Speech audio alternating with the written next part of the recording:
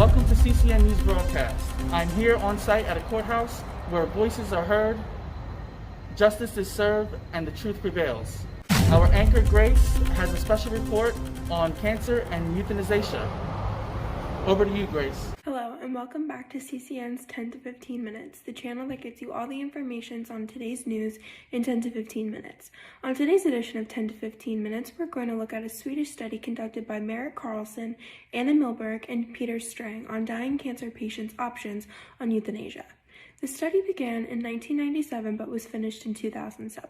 The goal of this study is being able to explore the dying cancer patients' perspective on euthanasia via interview with patients from various demographics. Let's take it to our reporters in the field and get the community's opinion of this topic. And now over to one of our field reporters, Wesley, who is on site with local residents.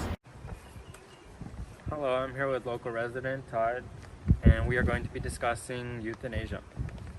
Are you aware of the concept of euthanasia? Yes, I've heard of the term. Would you care to explain it in your own words? Euthanasia? Well, what I understand is when, someone might be sick or in a lot of pain or suffering, they may choose to request an assisted death or suicide so that they can stop with their suffering. Do you believe that there is any ethical case for euthanasia to be used?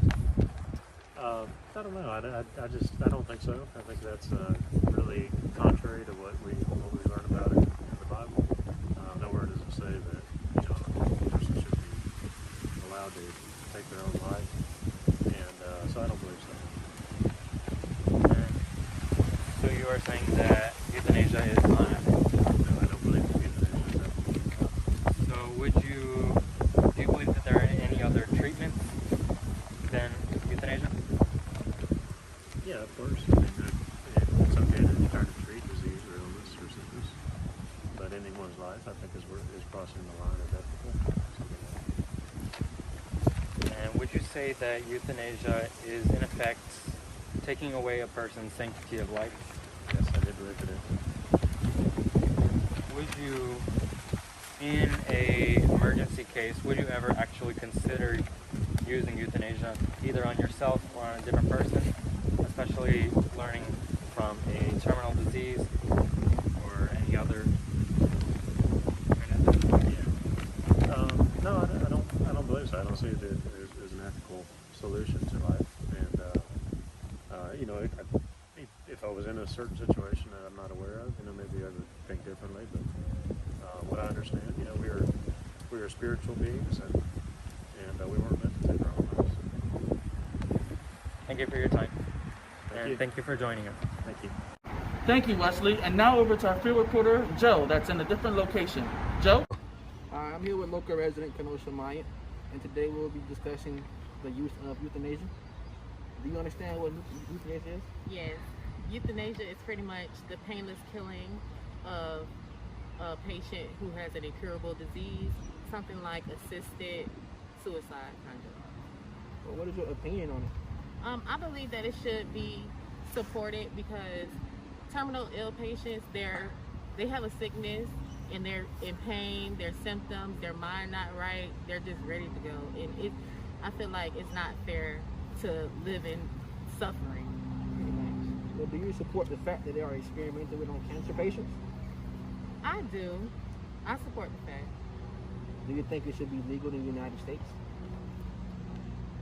I do believe it should be illegal in the United States, but it should be taken into certain criteria. Like, they should be assessed about their records, how they're feeling, their symptoms, and everything.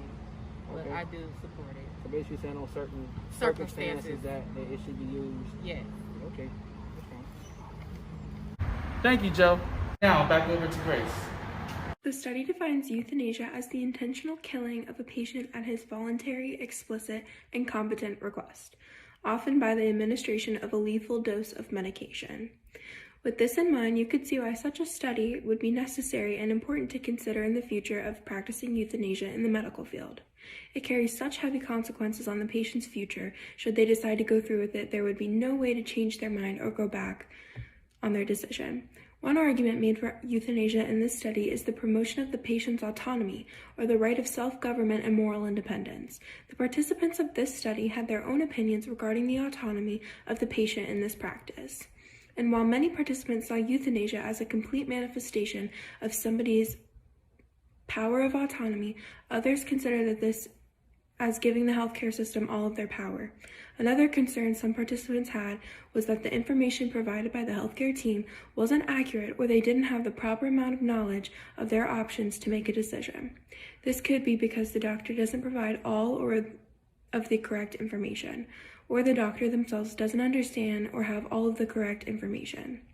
Therefore, there needs to be a trusting relationship between the patient and the healthcare team.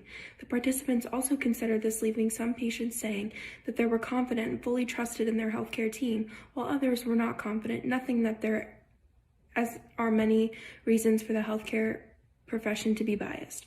Some subjects also feared that healthcare professionals would have too much power and control over the lives of their patients, causing them to lose autonomy altogether. Finally, some participants thought that euthanasia wasn't meant to be autonomous at all. After all, it wouldn't just affect them, it would affect the people around them too. Maybe they should just have a say in the decision too. Thank you, Grace. And now back to you, Wesley. Hello, I'm here with local resident Miles, and we are going to have a conversation about euthanasia. Are you aware of the concept of euthanasia? Briefly, I don't know very much about it, but I have heard about it, I believe, in the news and through social media and stuff, yes. Do you believe that euthanasia is a ethical way for physicians to let people go to rest, especially after a terminal disease? After a terminal disease, I would say yes, definitely. My personal opinion is that if they've come to that decision, that's something that they've decided to do under their own free will, without any kind of drug influence or any alcohol influence and stuff like that. I personally, yeah, I'm okay with it. I'd rather have them be able to make their own decision and have it done, I would say, safely or in a safer manner than how a lot of people do it themselves these days. Do you believe that there are any cases where euthanasia would not be acceptable? I would have to say if they were mentally ill or have some kind of drug in their system where I believe that they would not be thinking properly, I think that at that point in time we would say they're not really making their own thoughts, so I would be against that, yes. Do you think that euthanasia would be minimizing the sanctity of life? Depending on the person and the situation, I believe that each case obviously is going to be different. We are all different as human beings in everyday life, so I would have to base that on the situation at hand. Do I think it's minimizing it? Yes. But again, there's people in this world that go through a lot greater issues than we do as on a daily basis, and everybody thinks differently. So I'm against it minimizing it, but it's a better way out in my opinion. Thank you for your time. You too. Thank you, Wesley. Now back over to Grace. Another article on the topic published by McGill's Medical Guide, written by Catherine Frederick and Leslie Tischhauser, asks complex questions like, should others be allowed to make this decision for the patient? Should one fight against death even when suffering is intense? Should a patient be given the right to refuse medical treatment if the result is death? These questions all bring into question the autonomy of the patient requesting euthanasia. This article also brings up the topic of quality of life and should euthanasia be practiced if the patient is unable to give consent. In this situation, there is a lot to consider in regards for autonomy. Does a person whose cancer has progressed to the point where they were no longer conscious still have the right and/or ability to be autonomous? Some believe that no one other than the patient themselves should be able to make that decision because of other factors that could influence the people making the decision for them. The article specifically notes the family of patients who could choose euthanasia to serve their own self-interest.